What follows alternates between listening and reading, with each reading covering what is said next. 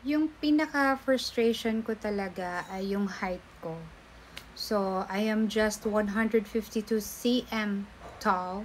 Actually, 152.3 to be exact.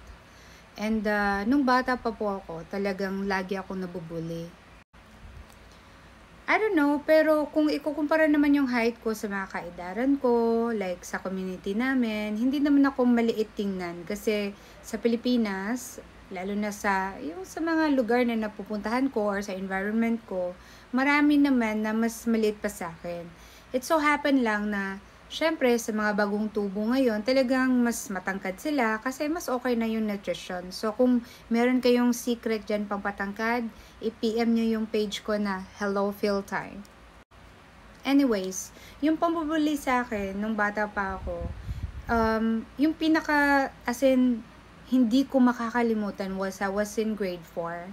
Tapos, tinatawag akong garapon ng lalaking yon. Pero, hindi naman siya normal na student kasi he was like 17 or 16 yata. But, grade 4 pa rin siya. And then, siya yung pinakamatangkad sa amin, obviously. And hindi rin ako yung pinakamaliit sa amin. Kaya lang, payata talaga ako nung bata pa ako.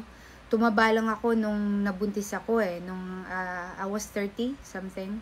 So, from 30 to 40 years old, saka lang ako nag-gain ng weight. But, prior to that, talagang ang nipis-nipis ng katawan ko.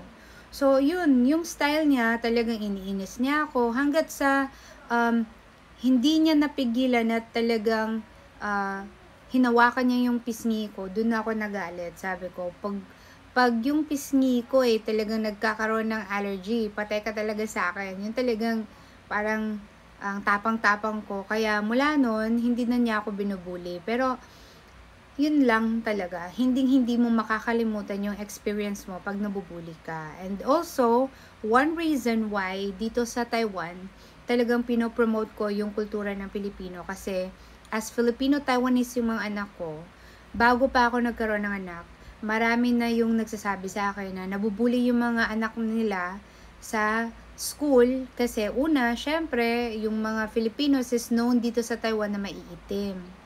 Yeah, I know, not everyone. Syempre, hindi naman nila nakikita yung mapuputi sa atin, di po ba? Let's be practical lang and let's be honest lang na hindi naman lahat sa atin ay maputi. Talaga merong maiitim or morena. So, yung mga anak nila ay nagkakaroon ng medyo darker complexion kaya nabubuli sa school. And other than that, I've also encountered scenes na Filipino-Taiwanese kids na hindi talaga sila proud na meron silang dugong Filipino. And I think it's affected by the nurturing, yung pagpapalaki ng magulang nila. Kaya tayong mga Filipinos married to Taiwanese dito sa Taiwan, dapat ipakita natin kung gaano kaganda yung kultura natin sa mga anak natin. Tapos, let them see the Philippines na maganda ang Pilipinas at iba-iba yung mga hugis, pananamit, muka, tsaka kulay ng skin, 'di ba, sa atin para alam nila kung paano nila sagutin yung pambubuli sa school. Kaya education is very important, lalong-lalo na tungkol sa kultura. So, I hope you guys would learn something from this video. And if you wanna ask about anything dito sa Taiwan, lalo na if you're Filipino married to Taiwanese, just feel free to PM Hello Philtai dyan.